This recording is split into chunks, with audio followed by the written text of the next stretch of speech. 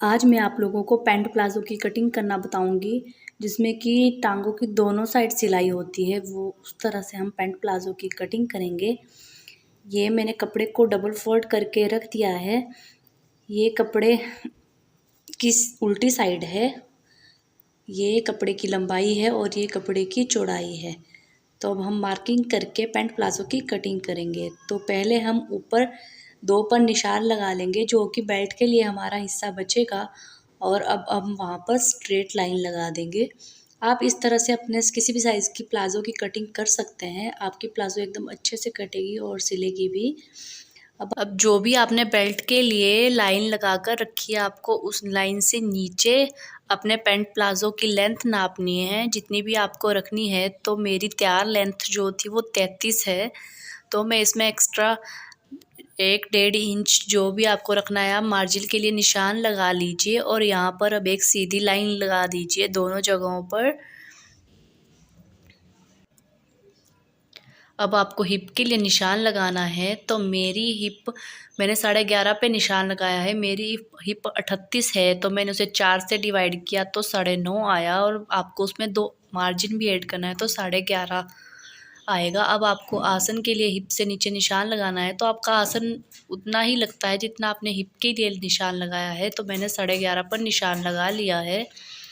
अब आपको यहाँ पर एक सीधी लाइन लगानी है। आप ध्यान से देखिएगा और उसी हिसाब से अपने प्लाज़ो की कटिंग कीजिएगा।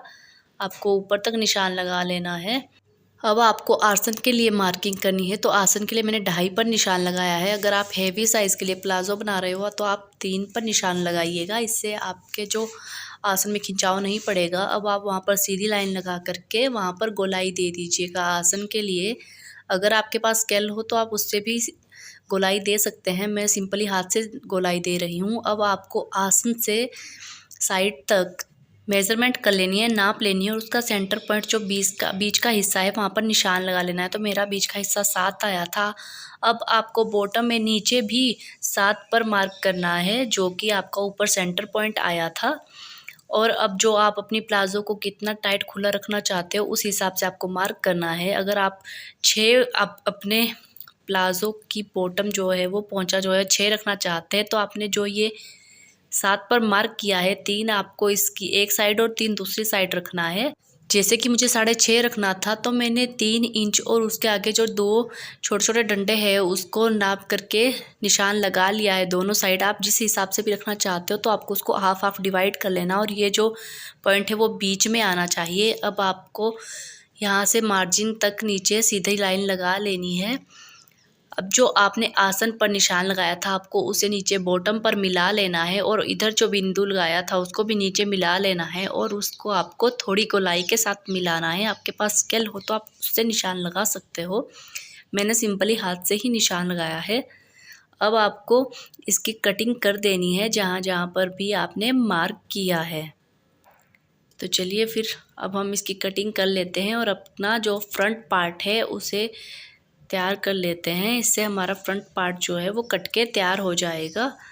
आपको आसन पर बिल्कुल इसी तरह से गोलाई से ही कटिंग करनी है। जिस तरह से आपने निशान लगाया है बिल्कुल इसी तरह से कटिंग कीजिएगा। अब हम फ्रंट पार्ट को रख कर बैक पार्ट की भी कटिंग करेंगे। ये हमारा फ्रंट पार्ट तैयार हो गया है कट के। अब मैंने बैक पार्ट के लिए भी कपड़े को डबल फोल्ड करके रख दिया है। जो हमारा फ्रंट पार्ट है, अब हम उसे बैक पार्ट पर इस तरह से बिछा करके रख देंगे। आसन के पास हमें थोड़ा एक्स्ट्रा कपड़ा रखना है, क्योंकि वहाँ पर हमें अभी थोड़ा एक्स्ट्रा पार्ट चाहिए होता है बैक पार्ट के लिए। जहाँ पर आपने फ्रंट का पार्ट रखा है, आपको उससे ऊपर बैक वाले कपड़े में 2 इंच मार्जिन एक्स्ट्रा रखना है, क्योंकि अगर आप इस तरह से 2 इंच मार्जिन एक्स्ट्रा रखोगे तो आपके प्लाज़ो में कोई भी झोल नहीं पड़ेगा, कोई भी खिंचाव नहीं पड़ेगा। तो आपको उस हिसाब से ही रखना है। अब आपको जो आसन से दूसरे वाली साइड है वहाँ पर एज इट इज़ निशान लगा देना है। जैसे कि आपने प्लाज़ो की कटिंग की है उसी तरह से आपको निशान लगा लेना है। नीचे तक प्लाज़ो के बॉटम तक आपको इसी तरह से ही निशान लगा लेना है। ये मेरा निशान लग के तैयार हो गया है। अब आपको बेल्ट से लेकर आसन तक 2 इंच एक्स्ट्रा रखना है, तो आप बेल्ट के पास 2 इंच एक्स्ट्रा पर निशान लगा लीजिए और आसन के पास भी 2 इंच एक्स्ट्रा पर निशान लगा लीजिए।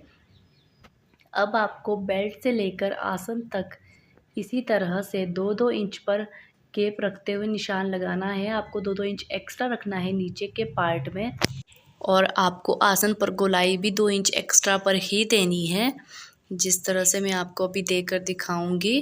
अब आपको इन निशान को सीधा मिला लेना है नीचे तक। बेल्ट के ऊपर के पार्ट से जो आपने एक्स्ट्रा रखा है ऊपर, वहाँ से आपको निशान लगाना है।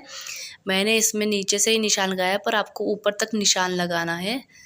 और यहाँ पर आपको बिल्कुल अच्छे से जैसे आपने फ्रंट पार्ट में गोलाई दी थी उसी तरह से गोलाई दे देनी है। अब आपने जो बेल्ट के पास ऊपर एक्स्ट्रा हिस्सा रखा था, आपको जो आपने 2 इंच मार्जिन एक्स्ट्रा रखा है वहाँ से जो फ्रंट पार्ट रखा है उधर तक आपको तिरछा इसे मिला लेना है। जो नीचे आपको निशान दिख रहा है वो गलत है, आप उसे मत देखिएगा, आपको इस तरह से मिलाना है जैसे कि मैं दिखा रही हूँ। इस तरह से आपको फ्रंट पार्ट तक तिरछा मिला लेना है। एक्स्ट्रा जो आपने रखा है 2 इंच वहाँ से जहाँ जहाँ मैंने एक्स्ट्रा पार्ट रखा है आपको भी इसी तरह से वहाँ पर एक्स्ट्रा पार्ट रखना है बैक पार्ट में। अब आपको टांगों में निशान लगाना है, तो आपको आसन से बॉटम पार्ट तक यहाँ पर 1-1 इंच एक्स्ट्रा रखना है। तो आपको 1-1 इंच पर ही मार्क करना है, यहाँ पर आपको 2 इंच नहीं रखना है। सिर्फ आसन से ऊपर ही आपको 2 इंच एक्स्ट्रा रखना है, आसन से नीचे आपको सिर्फ 1-1 इंच एक्स्ट्रा रखना है और इसे मिला लेना है इसी तरह से गोलाई के साथ। मैंने मार्क कर लिया है, आपको भी इसी तरह से मार्क करना है। अब हम अपने जो हमारा फ्रंट पार्ट है उसे साइड कर लेंगे और जो बैक पार्ट पर हमने निशान लगाया है उसी तरह से हमें बैक पार्ट की भी कटिंग कर लेनी है। इस तरह से अगर आप मेरी मार्किंग से प्लाज़ो की कटिंग करोगे तो आपकी प्लाज़ो एकदम सही से सिलेगी और उसकी कटिंग भी बिल्कुल सही से होगी इस तरह से। अगर आपको इस प्लाज़ो कटिंग से रिलेटेड कोई भी क्वेश्चन हो या कोई भी मेज़रमेंट समझ नहीं आ रही हो तो आप मुझे कमेंट में पूछ सकते हो, मैं आपको आपके सारे कमेंट्स का जवाब दूंगी। और इस प्लाज़ो की स्टिचिंग मैं नेक्स्ट पार्ट में लेकर आऊँगी, तो मैं आपको उसमें स्टेप बाय स्टेप बताऊँगी कि इसकी स्टिचिंग कैसे करनी है। जल्दी आपको इसका नेक्स्ट पार्ट मिलेगा स्टिचिंग वाला।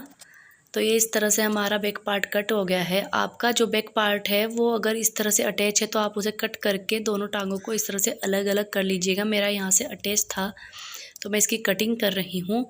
ये मेरा बैक पार्ट जो है वो कट के तैयार हो चुका है और ये है मेरा फ्रंट पार्ट।